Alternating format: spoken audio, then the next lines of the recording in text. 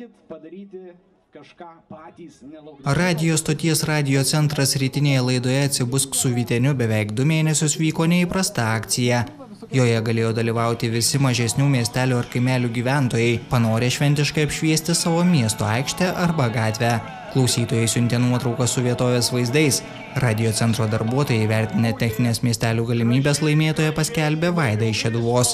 Mergina džiaugiasi, kad jos pergalė tapo švente visai Šeduvai. Iš pradžių galvojau, kad tiesiog sudalyvausiu, laimėsiu, nieko tokio nebus. O dabar tiesiog matau akise kiekvieno žmogaus, kad tokie laimingi. Man taip gera, verkti norisi.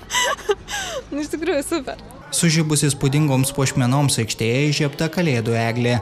Į šventę sugužėjo kone visi šeduviškiai. Idėjos autoriai džiaugiasi pasiektų rezultatu. Nedidelio miestelio aikštė tapo viena gražiausių visoje Lietuvoje. Atsirado toks kažkoks sumanimas. Klausykit, taigi yra mažų miestų, ne tik didieji, kaip jie švenčia, kaip ten pas juos reikalai.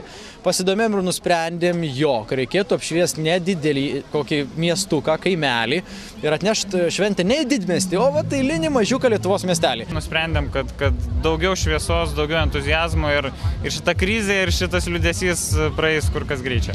Pasak miestelio seniūno, įspūdingos puošmenos šeduviškius džiugins beveik mėnesį.